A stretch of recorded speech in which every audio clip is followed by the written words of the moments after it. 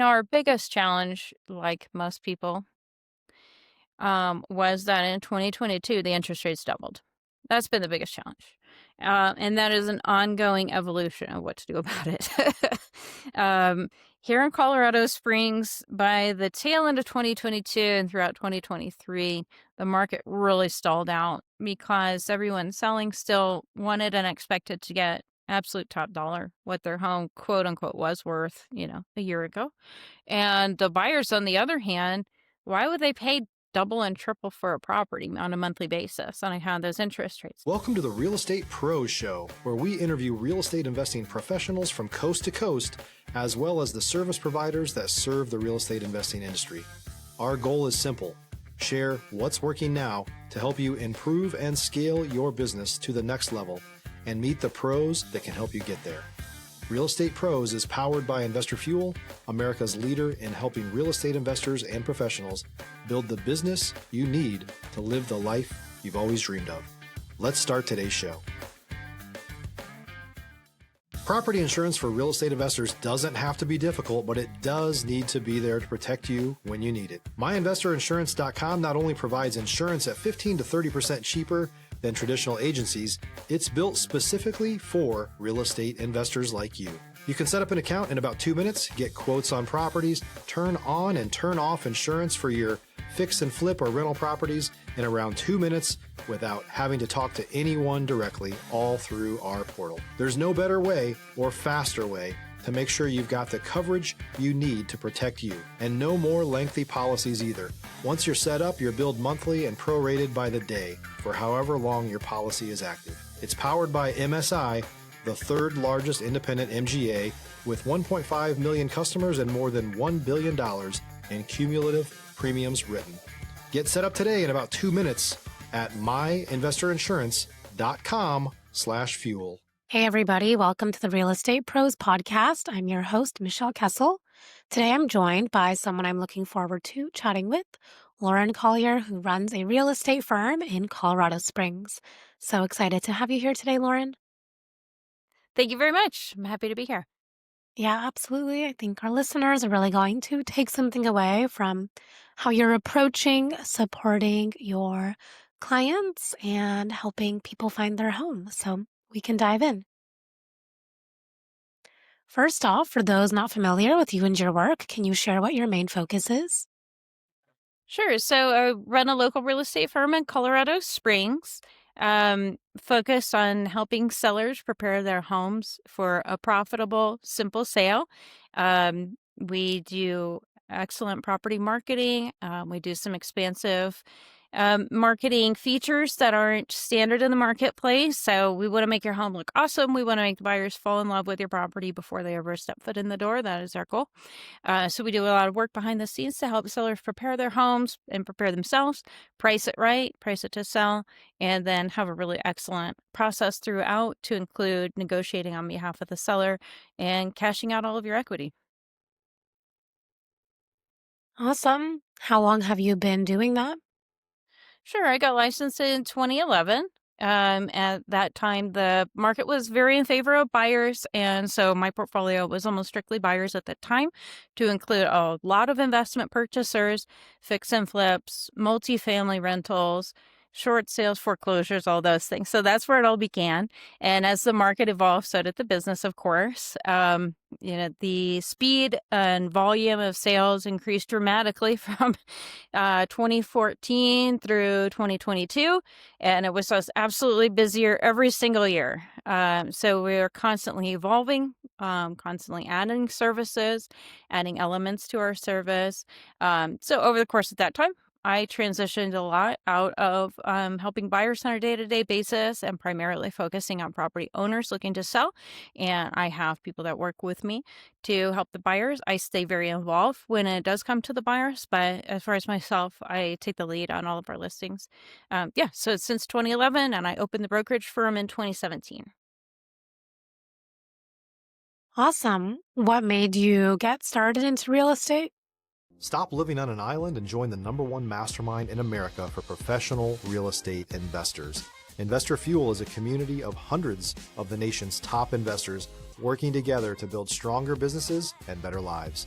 In addition to the amazing community of real estate investors acting as a board of advisors for one another, Investor Fuel members have access to 100% funding on purchase and repairs for our members only, a health insurance program, and benefits and discounts that more than pays for the membership of most of our members, meaning it's actually costing you money to not be a member of Investor Fuel.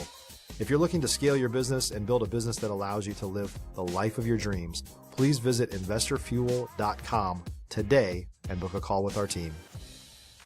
Oh, I have been interested in it a very long time. So, my story is I got a undergraduate degree in biology, basically because everyone says, "What do you like?" Study what you like, and I really like biology and environmental studies as well. So I focused on botany, worked at Denver Botanic Gardens. Didn't really want to move to Denver. There's not a whole lot of opportunity in the Springs with those specific credentials. So I went on to get a teaching degree, master's in teaching, did some substitute teaching, tutoring, and different things like that. The day-to-day working in the school system was not a good fit for my personality. Whereas if I had free time, what would I do with my free time? I would be looking at Zillow, not just for kicks, but to analyze which properties would be a good deal, which properties weren't positioned well right now with price, condition, and so on, that you could make a few reasonable changes, and then what would it be worth after that? So basically, planning flips, analyzing the market for what would be a good deal. And yet I didn't have the resources to do that myself at that time. And I also had a very low level of trust for the people that were available to hire in the marketplace to help me with that.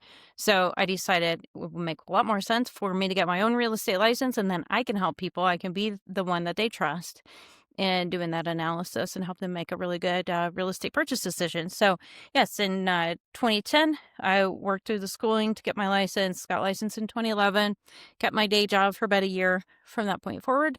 And 2012, I've been unemployed ever since. Just kidding. When you have a real estate license, you don't get a W-2. There's no guaranteed paycheck coming in. So that is what it feels like in that first year or so. As long as you have a client, shopping or listed, at the end of that tunnel, some point, there's going to be a paycheck. But up until then, you're unemployed. So yes, I've been joyfully unemployed ever since. I really enjoy doing this a lot. And like I said, it's just been flourishing and growing every year since then. Awesome. What are some of the main keys that you feel made the biggest difference in allowing your business to be able to grow and to run smoothly? Some of the biggest keys to help it grow and run smoothly. Definitely two different angles there. So for growth, I just really did a lot of community participation. I helped run networking groups. I attended networking groups. I myself ran a podcast for 5 years focused on local business owners, building out the website and social media to be super helpful with blogs. All of that helped to attract business. And then to make things run smoothly, a lot of that is an effort of continual education, listening and reading a ton, just absolutely nonstop. Books, podcasts, videos, news, anything available that may be able to help the client. So I'm like a pass through. If it is helpful to the client, I want to make sure that it reaches them. As far as systematizing the business, in a lot of ways, we take it step by step and just see what makes sense in any given quarter or year for us to step into, whether that's, changing office space or adding an employee or, there's all kinds of things that you can do. I'm kind of conservative in the steps that I take, big in terms of goals of wanting to help people and getting great results for people, but never at the sacrifice of the service that the individuals are receiving.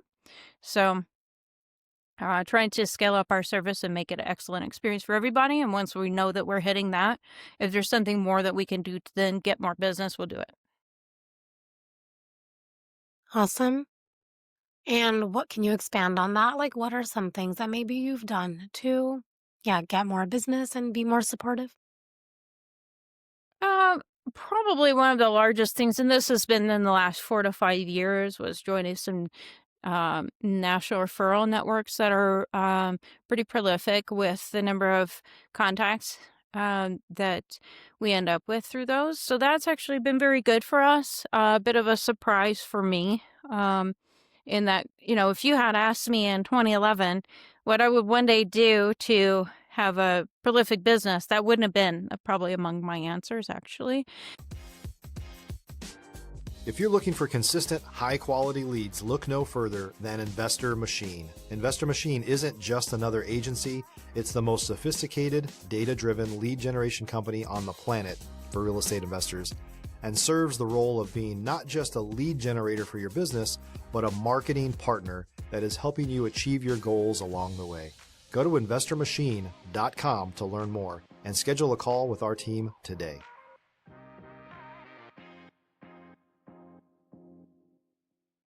I was very proud of my ability to just get referrals and make one-on-one connections.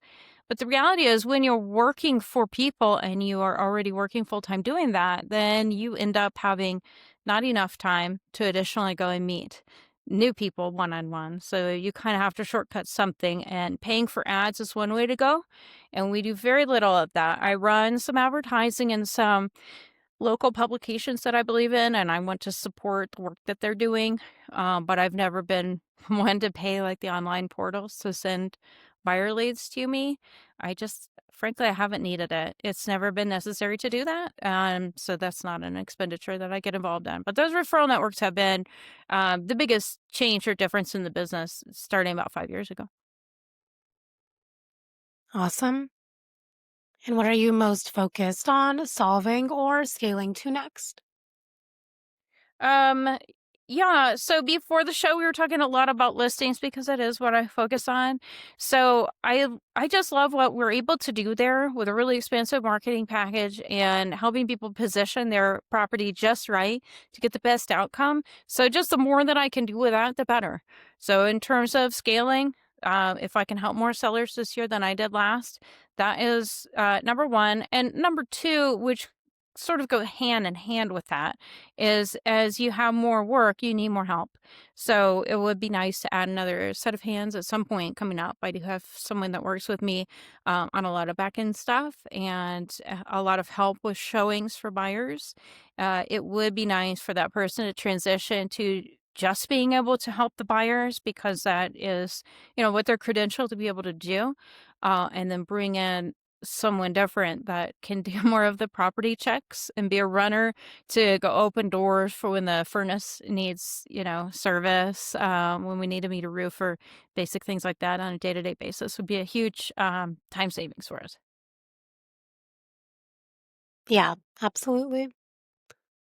Um, what are maybe some challenges that you've recently overcome that now looking back in hindsight, you have the lesson learned?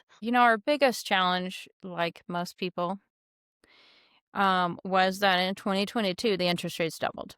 That's been the biggest challenge. And that is an ongoing evolution of what to do about it. um, Here in Colorado Springs, by the tail end of 2022 and throughout 2023, the market really stalled out because everyone selling still wanted and expected to get absolute top dollar what their home, quote unquote, was worth, a year ago. And the buyers, on the other hand, why would they pay double and triple for a property on a monthly basis on account of those interest rates? They could just rent and save a ton of money that way. They could just not move at all. A buyer doesn't have to buy. They might love to buy. It might be their dream to buy, but they don't have to make that choice. So ultimately, a huge contingent of people who would otherwise be buyers with great credit and great jobs would just choose to rent because it made sense on a financial month-to-month basis. So the big challenge was what to do with the situation. And honestly, some of that is you just wait it out. I can't force or encourage people to spend more money than would make sense for them. I can't force sellers to give their homes away.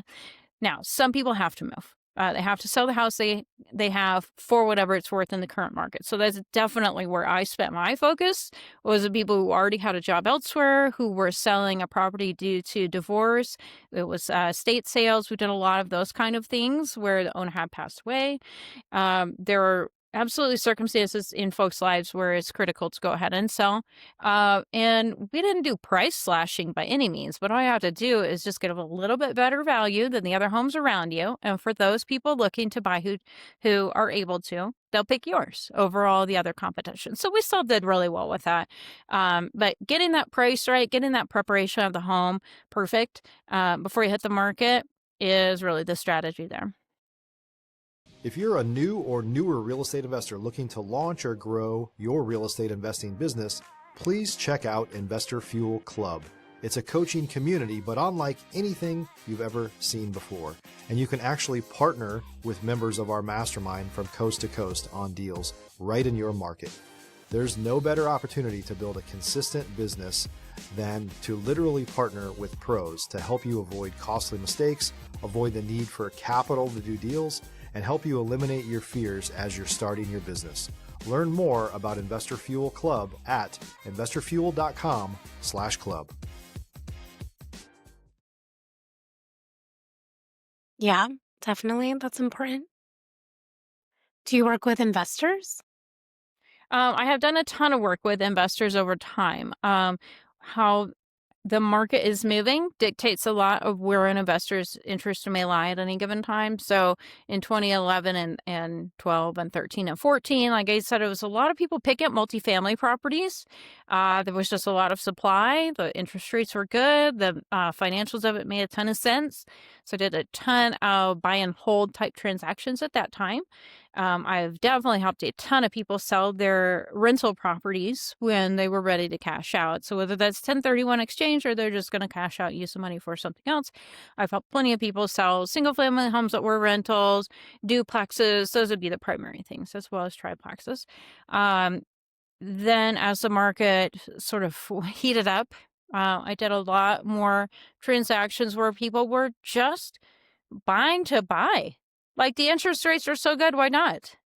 Prices were pretty good. You know, what you would spend on a monthly basis was significantly less than what people would pay in rent around here.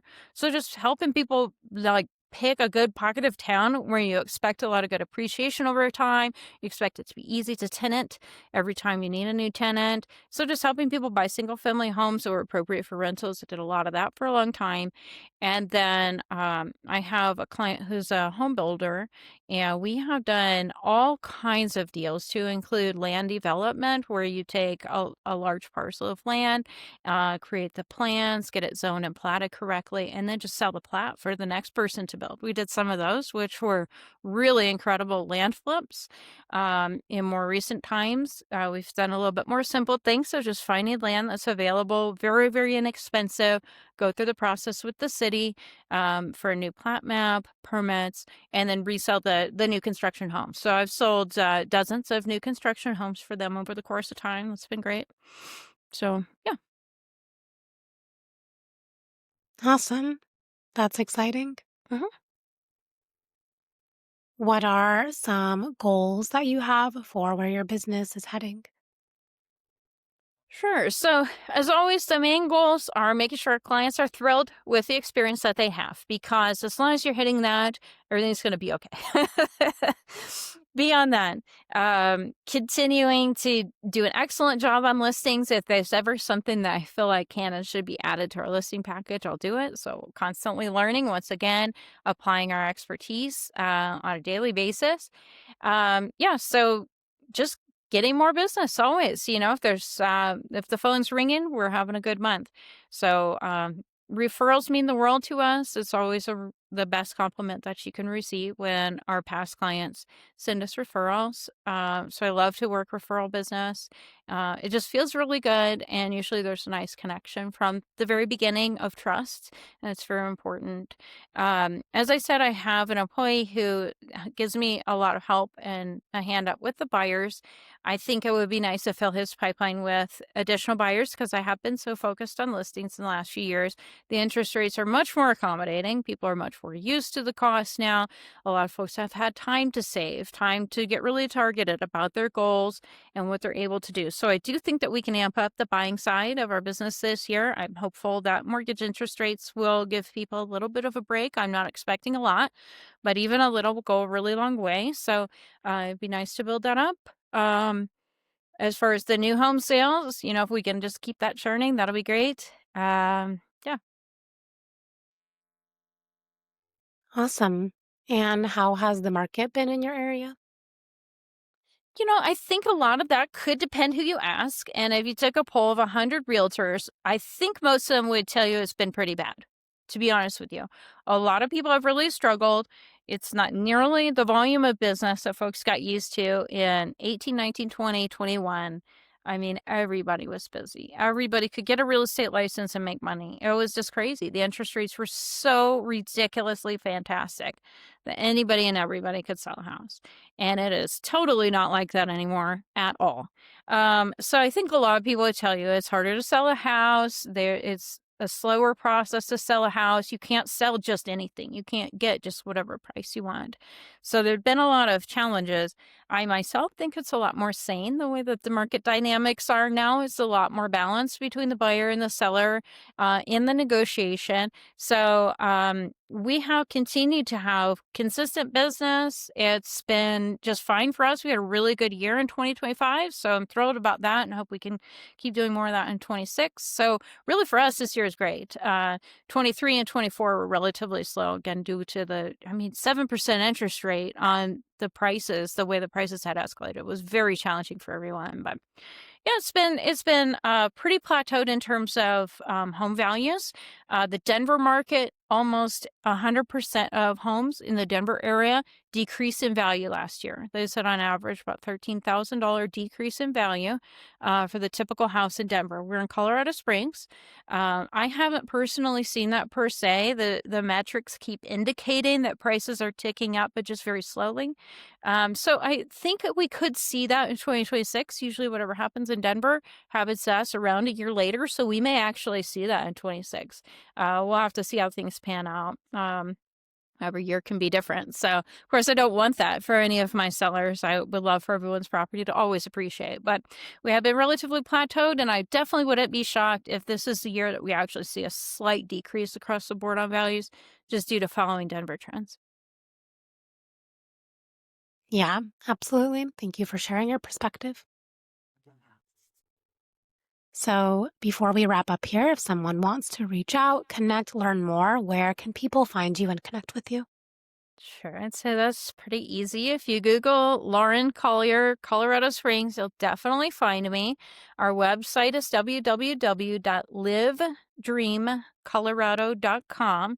So it's live, L-I-V as in Victor, E as in Echo, livedreamcolorado.com. So you can learn all about us, about our service, about the town, about listings, all kinds of other things there on our website. We keep it really packed with information. That'll be the easiest way. It has all our contact information there. It has a phone number, it has contact forms. And of course, you can find us on social media too. Facebook and Instagram is where we're most active. Anyone really wanted to connect with me and message back and forth is welcome to reach out on LinkedIn as well. Pretty active on LinkedIn, and I'll definitely respond to you there too. Perfect. Appreciate your time, your story, your perspective. Thank you for being here. Oh, absolutely. Thank you. It's been great. Awesome. And for those tuning into the show, if you got value, make sure you've subscribed. We've got more conversations with operators like Lauren who are building real businesses. We'll see you on the next episode. Thanks for joining us for today's Real Estate Pros Show. You can learn more about the amazing benefits of the Investor Fuel Mastermind community, including surrounding yourself with hundreds of other rock stars, 100% financing for your deals, and members-only discounts from vendors you're likely already using that, as a member of Investor Fuel, will save you more than the cost of your membership. Visit investorfuel.com to learn more. If you're interested in joining us as a guest of this show, please visit investorfuel.com/pros to apply. You can also check the show notes for access to free resources, how to get access to world-class lead generation, and much more. Don't forget to subscribe so you never miss another episode. Have a great day. We'll see you on the next show.